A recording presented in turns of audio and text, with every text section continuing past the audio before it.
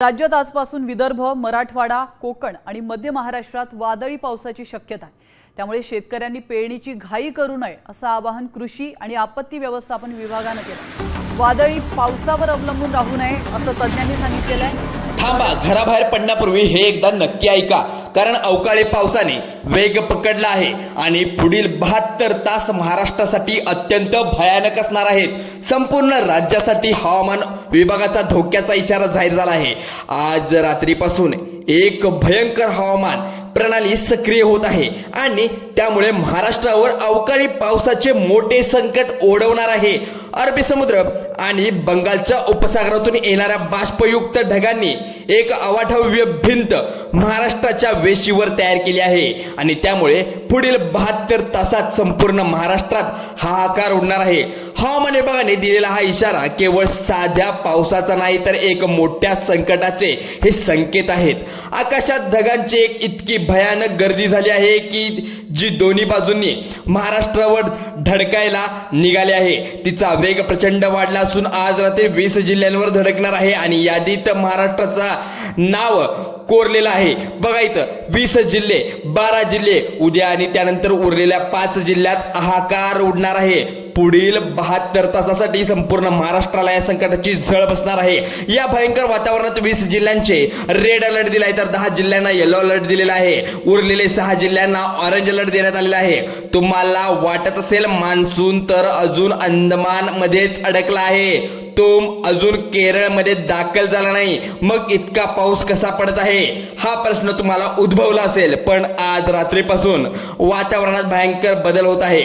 त्याचनुसार सर्वात मोठा फटका महाराष्ट्रातील या 20 जिल्ह्यांना बसणार आहे। आज रात्री कुठे अवकाळी पाऊस तडाखा देणार, कोणत्या जिल्ह्यांना रेड अलर्ट आहे, 72 तास कोणत्या जिल्ह्यांना टप्प्याटप्प्याने पाऊस पडणार आहे, चक्रीवादळाचा अलर्ट कोणत्या जिल्ह्यांना आहे, कुठे गारपीट होणार, सगळी सविस्तर माहिती आपण जाणून घेणार आहोत हा व्हिडिओमध्ये। बघा इकडे, तर आताच आपल्या चॅनलला सबस्क्राईब केलं असेल तर सबस्क्राईब करून घ्या नका, कारण की बघा इकडे तुम्हाला जर रेड अलर्ट वाटत नसेल तर इकडे लक्ष देऊन पाहायचं आहे तुमचा जिल्हा कोणत्या झोनमध्ये येतो। तर अत्यावश्यक सेवे तुमच्याजवळ सर्वसामान्य असेल तर आत्ताच काळजीपूर्वक बघा। मागील 8 दिवसापासून निसर्गाचा एक भयंकर थरकापासा उडवलेला हा हवामान अंदाज असणार आहे। 8 दिवसाचा विचार केला तर महाराष्ट्राच्या जनतेने हवामानाचे 2 टोक पाहिले। एकीकडे विदर्भात सूर्य आग ओतत होता आणि दुसरीकडे तापमान 45, 46, 47, 48 अंशावर जात होतं। पण दुसरीकडे मुंबईमध्ये, पुण्यामध्ये, कोल्हापूर परिसरात दुपारची रात्रीसारखा अंधार झाला।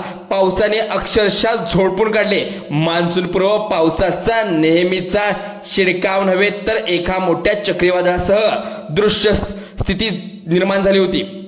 मान्सूनची वाटचाल पाहिली तर यंदा मान्सून अंदमान आणि निकोबार बेटावर वेळेआधीच पोहोचतो, पण दाखल झालेला आपल्याला पाहायला मिळतं। पण तिथून पुढे देशाच्या मुख्य भूमीवर म्हणजेच केरळमध्ये दाखल व्हायला उशीर झाला।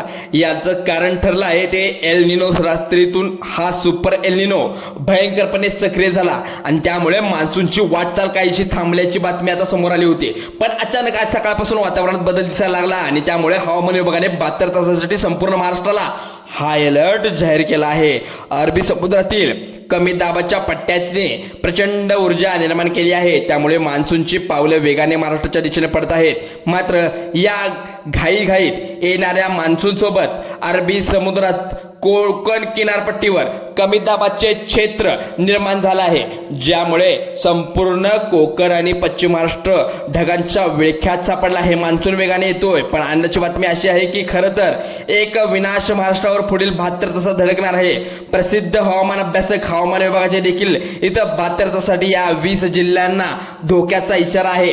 आज रात्री तुमच्या जिल्ह्यात गारपीट होणार का, तुरळक पाऊस पडणार आहे का, गारा वारा सुटणार आहे का, गारांचा पाऊस सुद्धा होऊ शकतो इथं अंदाज व्यक्त केलाय। पण किनारपट्टीवर कोणते चक्रीवादळ धडकणार आहे उत्तर पुढे सांगणार आहे। पण शेतकऱ्यांना पुढील 3 दिवसात काय काळजी घ्यायची आहे आणि याची माहिती आधी घ्यायला हवी होती। बघा इकडे हवामानाचा सर्वात मोठा फटका आपल्या बळीराजाला बसतो आणि त्यामुळे शेतकऱ्यांसाठी धोक्याचा इशारा नियोजनाचे आव्हान करण्यात आले आहे। सध्या शेतात दुष्काळी पिकाची काढणी आणि मान्सूनपूर्व मशागतीचे काम सुरू आहे।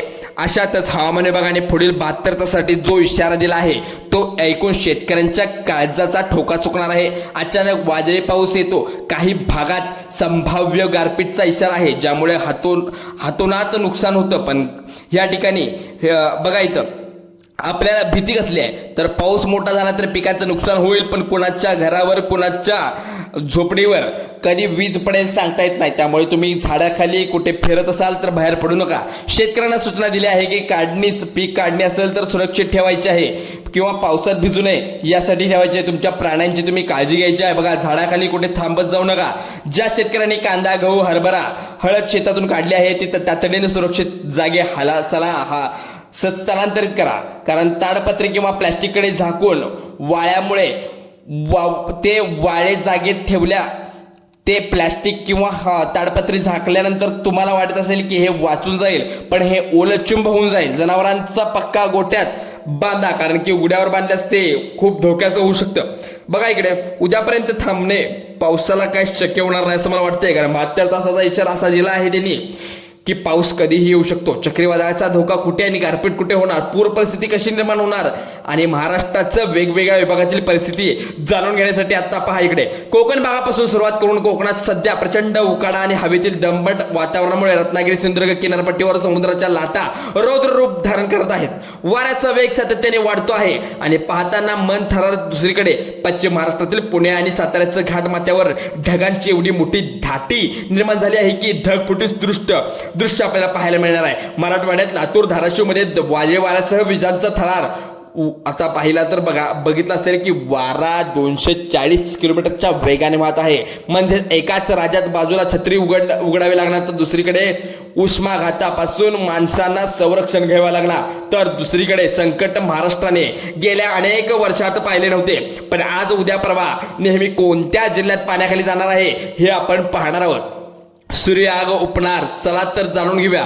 हवामान विभागाने अधिकृत माहिती दिली आहे।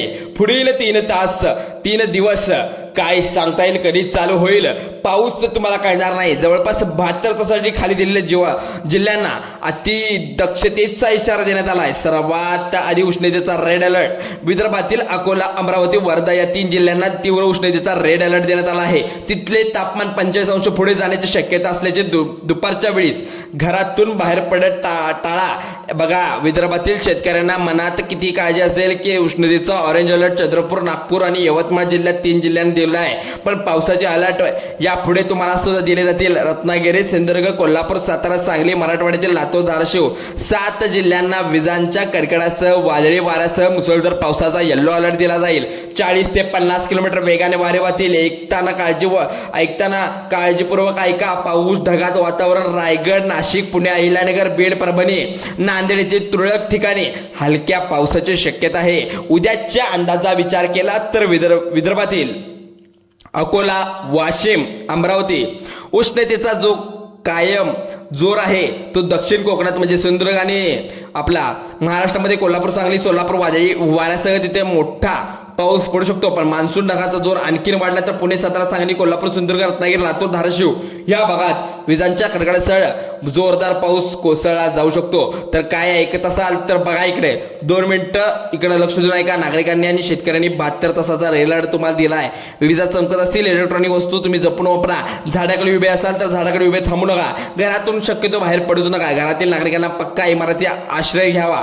वाऱ्याच्या जोरामुळे पत्रे उडू शकतात, त्यावर जर वस्तू ठेवा जड, कारण की नदी नाल्यांना काठी राहणाऱ्या नदीच्या वाढत्या वेगामुळे लक्ष ठेवावे लागणार आहे। बघा नातेवाईकांना, शेजाऱ्यांना आत्ता शेअर करा, कारण तुमचा एका शेअरमुळे कोणाचा जीव वाचू शकतो। तुम्ही सांगा तुमचा जिल्हा कोणता आहे, तुमच्या भागात सध्या ऊन आहे का, पावसाचे वातावरण तयार झाले आहे का, मग कमेंटमध्ये नक्की मला कळवा। कारण हवामानाच्या अशाच ताज्या आणि विस्तारित अपडेटसाठी आपल्या मराठी हेल्पलाईन चॅनल आत्ता सबस्क्राईब करून ठेवा, बेल आयकॉनला प्रेस करा आणि हा व्हिडिओ संपूर्ण महाराष्ट्रामध्ये शेअर करायला विसरू नका। जय हिंद, जय महाराष्ट्र।